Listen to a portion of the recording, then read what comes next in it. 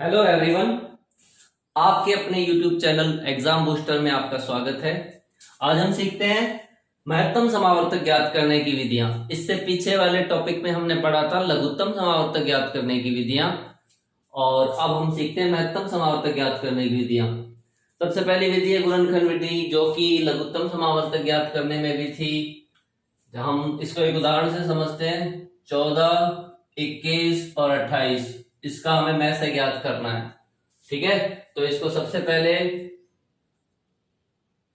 सीधी रेखा में लिखते हैं। 14 के अभाज्य गुणनखंड क्या होते हैं? पहले भी मैंने बता चुका हूं, अभाज्य गुणनखंड इस तरह से आप ज्ञात कर सकते हो। तो 14 के अभाज्य गुणनखंड क्या होंगे? इस तरह से होंगे। 2 गुणा 7। 21 के क्या होंगे? 3 गुणा 7। 28 के क्या होंगे? 2 गुणा 2 गुणा 7। अब लघुत्तम समावर्तक में क्या होता था? गुणनखंड विधि में क्या लिया जाता था? गुणनखंड विधि में हम क्या लघुत्तम समावर्तक ज्ञात करने के लिए क्या करते थे? अधिकतम घात को लेते थे, अभाज्य गुणनखंड की अधिकतम घात को, है ना। यानी कि अगर किसी एक में भी वो आ रहा है और फिर उसकी अधिकतम घात, है ना।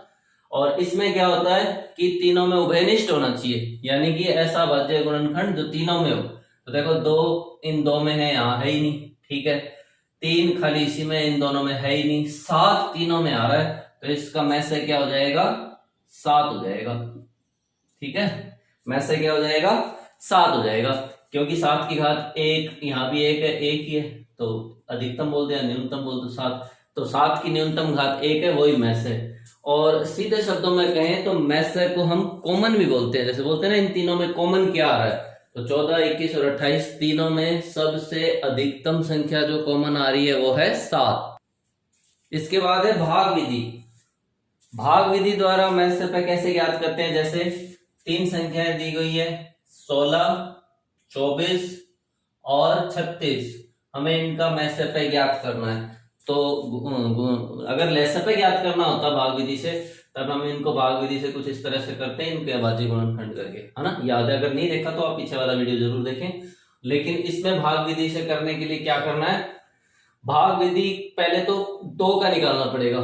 3 या 4 जितनी भी संख्या, पहले 2 का निकालेंगे। इन 2 का जो भी में से पे आएगा, फिर उस में से पे और 36 का में से पे ज्ञात करेंगे।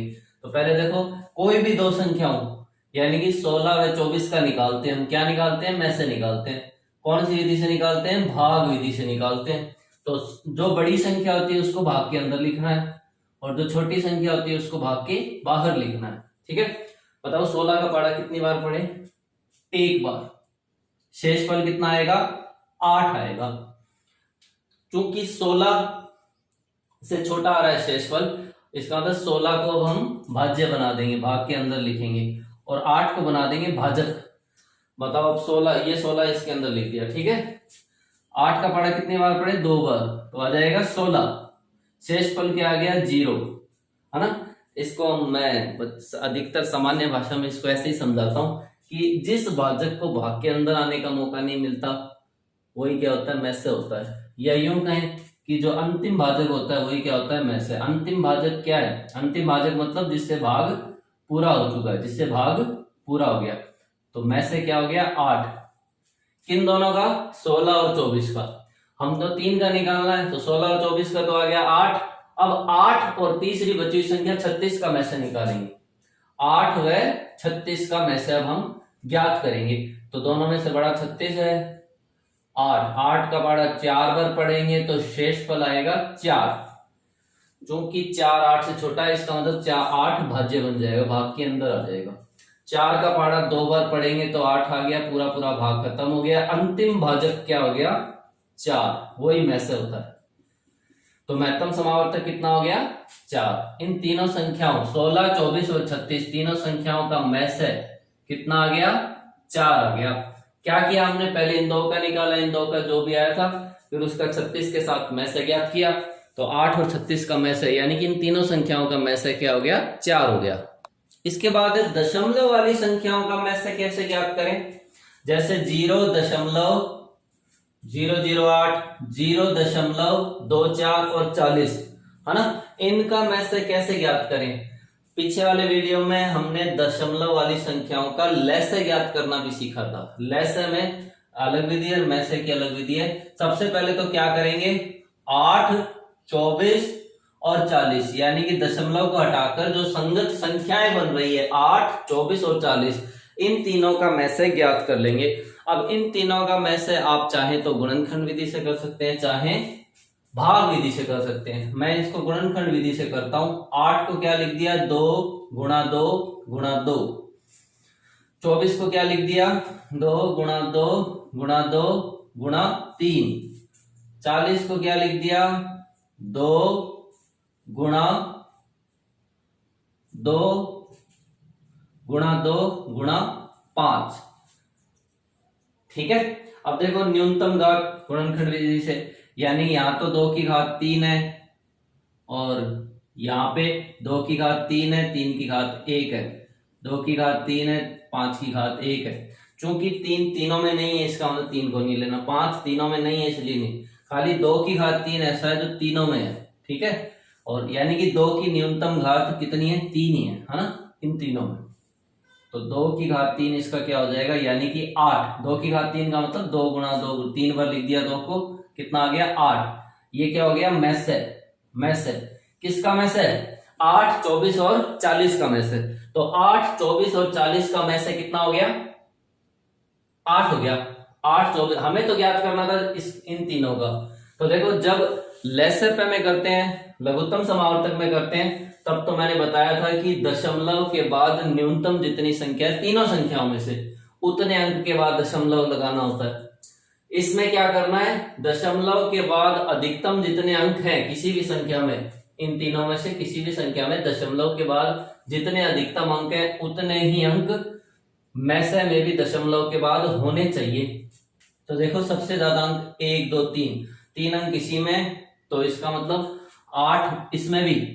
जो मैसे है, मैसे किसका, इनका मैसे क्या होगा, मतलब 8 के बाद 8.0 है, 8 को हम क्या लिखते हैं, 8.0। 7 को क्या लिखते हैं, 7.0। 6 को क्या लिखते हैं, 6.0, दशमलव के बाद। लेकिन हमें तो दशमलव के बाद कितने अंक चाहिए, कितने अंक चाहिए, 1, 2, 3। तो दशमलव के बाद 3 अंक लेने के लिए 8, 0, 0, यानी कि इनका मैसे क्या हो जाएगा, 0.008।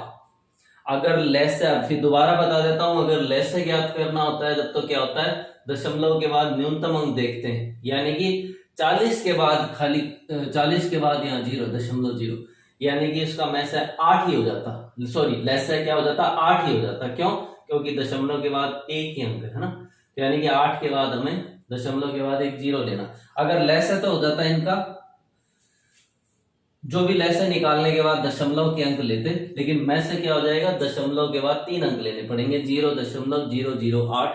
आप लेसे वाले वीडियो को भी दोबारा देखें और मैं से, आशा है आपको ये वाला तरीका भी समझ में आ गया होगा। इसके बाद क्या है, घातांक संख्याओं का मैसे ज्ञात करना। जैसे 3 की घात 8, 3 की घात 5, 3 की घात 4, 3 की घात 9। इसमें मैं इस उदाहरण में मैंने क्या लिया है, आधार समान लिया है, घात अलग अलग लिए। तो यानी कि जब आधार समान हो, घातें अलग हो, तो इनमें मैसे क्या हो जाता है, जो सबसे छोटी घात होती है वही मैसे हो जाता है। इनमें सबसे छोटी घात कौन सी है, 4, यानी कि इनका मैसे क्या हो जाएगा, 3 की घात 4 ये उत्तर, यानी कि 3 गुणा 3 गुणा 3 गुणा 3, 81 उत्तर आ जाएगा मैसे। आपको याद हो तो बताओ, अगर इनका लेसे ज्ञात करना होता तो क्या होता, इसका उत्तर आप खुद करना। अब अगर इनका आधार समान नहीं होता, जैसे यहाँ तो 3, 3, 3 है, आधार कुछ अलग अलग होता, जैसे 3 की घात 3 गुणा 5 की घात 3, 4 की घात 3 या 7 की घात 2, आधार अलग अलग होता, तब इनको किस विधि से करते, गुणनखंड विधि से। इनके अभाज्य गुणनखंड लिखते, फिर जो जो कॉमन आ रहा है उन कॉमन में जिसकी न्यूनतम घात है वो मैसे होता। अब देखो सबसे इंपॉर्टेंट है भिन्न संख्याओं का लेसे और मैसे ज्ञात करना, क्योंकि आपको सभी प्रकार की विधियों से लेसे और मैसे ज्ञात करना आ गया, दशमलव संख्याओं का लेसे मैसे ज्ञात करना आ गया, और भाग विधि, गुणनखंड विधि सभी विधि द्वारा आ गया। घातों के रूप में अगर हो तो लेसे मैसे ज्ञात से ज्ञात करते हैं, वो भी आ गया। अब है भिन्न हो, जब दो भिन्नों का लेसे और मैसे ज्ञात करें, ये मेरे हिसाब से अभी तक नहीं पढ़ा। बताओ इनका लेसे ज्ञात कैसे करेंगे। तो देखो हम सीखते हैं आज कि भिन्नों का जब लय ज्ञात करना हो तो हमें क्या करना है, पहले तो लय ज्ञात करना सीखते हैं, फिर मैं से ज्ञात करते हैं। तो भिन्नों का लय, इसको विशेष नोट लगा के लिख देना, इससे संबंधित सवाल परीक्षाओं में आते हैं। भिन्नों का लय क्या होगा, पहले तो हम ऊपर अंश, दोनों अंश है उनका लय निकालेंगे। अंशों का लय, जिनको अंश और हर के बारे में नहीं पता वो पीछे वाली वीडियो जो भिन्न से संबंधित है वो जरूर देखें। और हर, जो भी हर है, हरों का, ध्यान रहे हरों का लय नहीं लेना, हरों का क्या लेना है, मैस है। तो ये सूत्र आपको विशेष रूप से याद रखना है। भिन्नों का लय क्या होगा, अंशों का लय बट्टे हरों का मैस है। तो बताओ, अंश में 4 और 8 है, तो 4 और 8 का लय क्या होगा, बताओ भाई।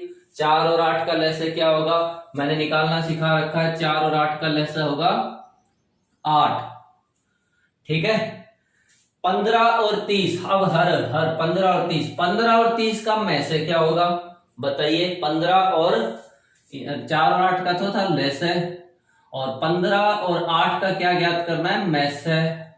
तो बताओ 15 और 8 का, सॉरी 15 और 30 है, 8 नहीं है, 8 नहीं है, 15 और 30 है। 15 और 30 का मैस क्या होगा, 15 होगा, चाहे तो आप गुणनखंड विधि से करें चाहे आप भाग विधि से करें।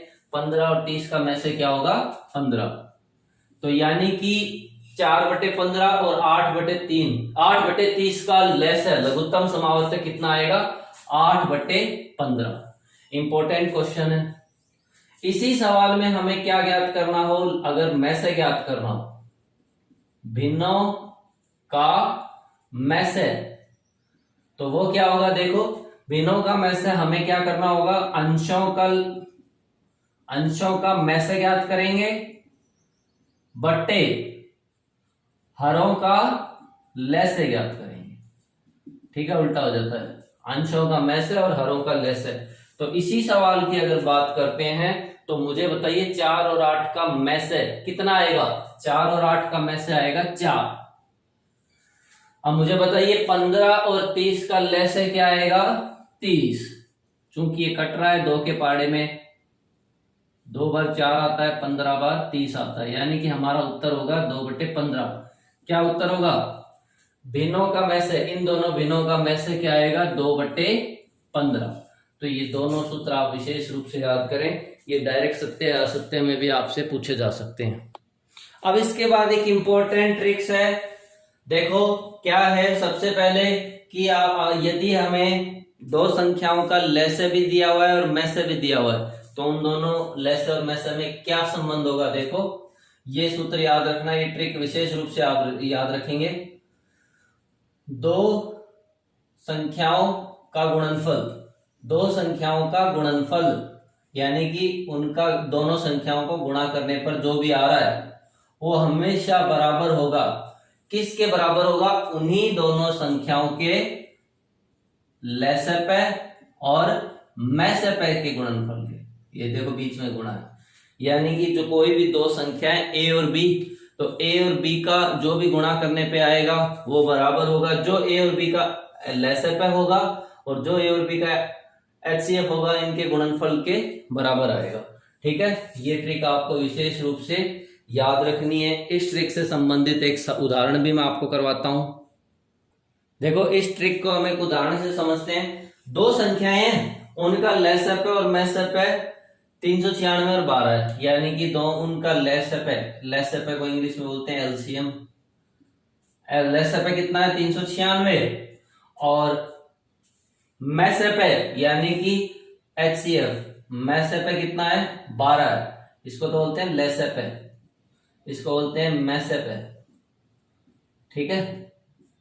तो ये दिए हुए हैं, यदि एक संख्या 132 है तो दूसरी क्या होगी, हमें अभी एक ट्रिक हमने पढ़ी थी कि 2 संख्याओं का गुणनफल, मान लिया दूसरी संख्या क्या होगी, x होगी, ठीक है।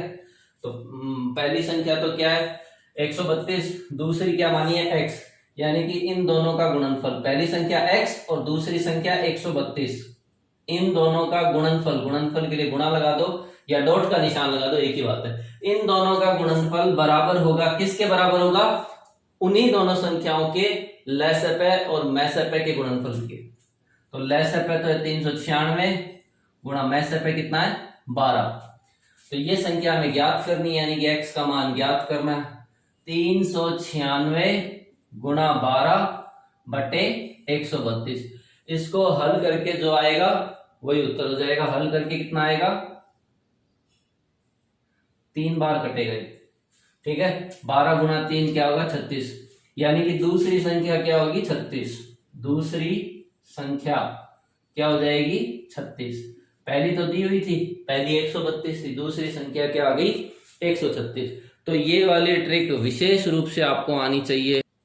तो देखिए, लसपे व मैसपे से संबंधित कुछ इंपॉर्टेंट प्रश्न है जो पिछले कंपटीशन एग्जाम में पूछे गए हैं। आप इसका स्क्रीनशॉट लें और उसके बाद प्रत्येक प्रश्न को हल करें और अपने उत्तर मुझे कमेंट बॉक्स में भेजें। और इसके बाद मैं आपको बताऊंगा आपके कौन से उत्तर सही है गलत है, या इनमें से कोई प्रश्न आपको नहीं समझ में आए तो आप उसका डिटेल या उसकी शॉर्ट ट्रिक्स भी मुझे कमेंट में पूछ सकते हैं। तो आशा है आपको ये वीडियो पसंद आया होगा। आप नीचे दिए हुए सब्सक्राइब बटन पर क्लिक कीजिए, इस चैनल को सब्सक्राइब कीजिए और ज्यादा से ज्यादा इसको शेयर कीजिए ताकि अधिक से अधिक लोगों तक ये वीडियो पहुंच सके। Thank you. इनमें से जो भी डाउट हो आप मुझे कमेंट जरूर करेंगे।